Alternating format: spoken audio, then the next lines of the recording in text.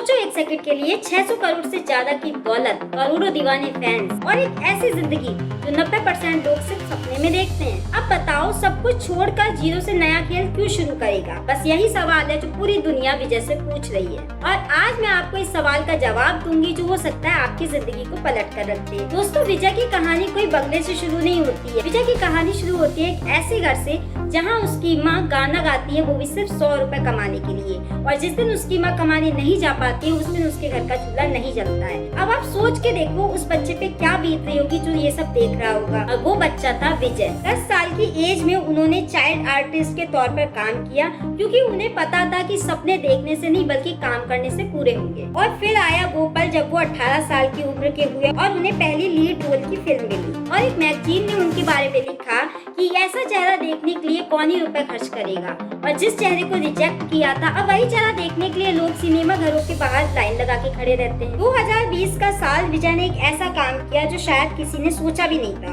उन्होंने अपने खुद के पिता के खिलाफ केस दर्ज कर दिया क्योंकि उनके पिता ने एक पॉलिटिकल पार्टी बनाई थी और उसमें विजय का नाम इस्तेमाल किया जा रहा था। और विजय का उस वक्त एक ही जवाब था कि मुझे राजनीति में नहीं आना। लेकिन दोस्तों, जिंदगी में कुछ फैसले वो नहीं होते जो आप खुद लेते हो, कुछ फैसले वो होते हैं जो आपकी नियति में लिखे होते हैं। कुछ साल बाद विजय अपने कैरियर की सबसे ऊंचे मुकाम पर थे और हर फिल्म 100 करोड़ से ज्यादा कमाती थी। फैंस का प्यार अपने चरम पर था और ठीक इसी वक्त कुछ ऐसा हुआ कि पूरी दुनिया को चौंका के रख दिया।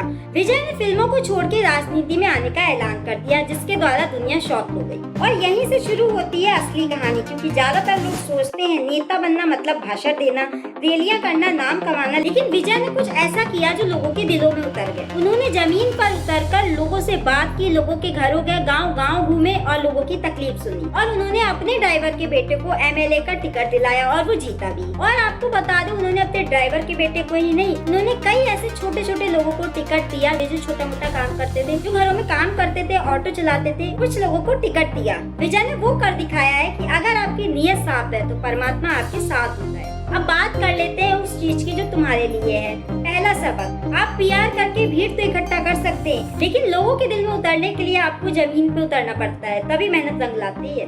विजय के पास सब कुछ था लेकिन उन्होंने कंफर्ट जोन को नहीं चुना, उन्होंने जमीनी स्तर पर आकर लोगों से बात की। अब इससे ये पता चलता है कि कंफर्ट जोन आपकी सक्सेस के लिए आपका सबसे बड़ा दुश्मन है। विजय के पास सब कुछ था, पैसा, शोहरत, सुरक्षा, फिर भी उन्होंने रिस्क लिया क्योंकि उन्हें पता था जब तक तुम खुद को चुनौती नहीं देते तुम अपनी असली क्षमता नहीं जान पाते। तीसरा सबक, बहुत लोग डरते हैं कि अगर फेल हो गए तो, लेकिन अगर आप ये सोचो कि अगर आपने कोशिश ही नहीं करी तो। विजय भी ये सोचते अगर मैं फेल हो गया, लोगों ने उनकी मजाक उड़ाई, आलोचना की, लेकिन वो डरे नहीं, आगे बढ़ते रहे। दोस्तों, थलापति विजय ने दुनिया को एक बात सिखाई है जो मैं चाहती हूँ कि आप भी अपने दिलों में उतार लें। दुनिया को मत बताओ कि तुम क्या करने वाले हो, दुनिया को करके दिखाओ, तब दुनिया खुद पूछेगी ये कैसे किया। अगर तुम्हारी भी कोई ऐसी चाहत है तो डरो मत, आगे बढ़ो, कोशिश करो करने की, क्या पता किस्मत तुम्हारा साथ दे। और अगर डर की वजह से रुक गए तो आगे जिंदगी में पछताने के अलावा आपके पास और कोई काम नहीं होगा। अगर आप इस वीडियो से थोड़ा भी इंस्पायर हुए हो तो इस वीडियो को उन दोस्तों के साथ शेयर करना जो आगे तो बढ़ना चाहते हैं लेकिन किसी डर की वजह से आगे नहीं बढ़ पा रहे हैं। और आपने इस वीडियो से क्या सीखा कमेंट में जरूर बताना और कमेंट में ये भी बताना कि आप कौन सा अपना कंफर्ट जोन साइड में रखकर आगे बढ़ने वाले हैं। और आपको अगर वीडियो पसंद आया तो लाइक करना, चैनल को सब्सक्राइब करना। ये हमारा नया चैनल है, ज्यादा से ज्यादा सपोर्ट करना, लोगों को पहुँचाना ताकि हम अपनी बात कहें और आप अपनी बात आगे पहुँचाएं। धन्यवाद।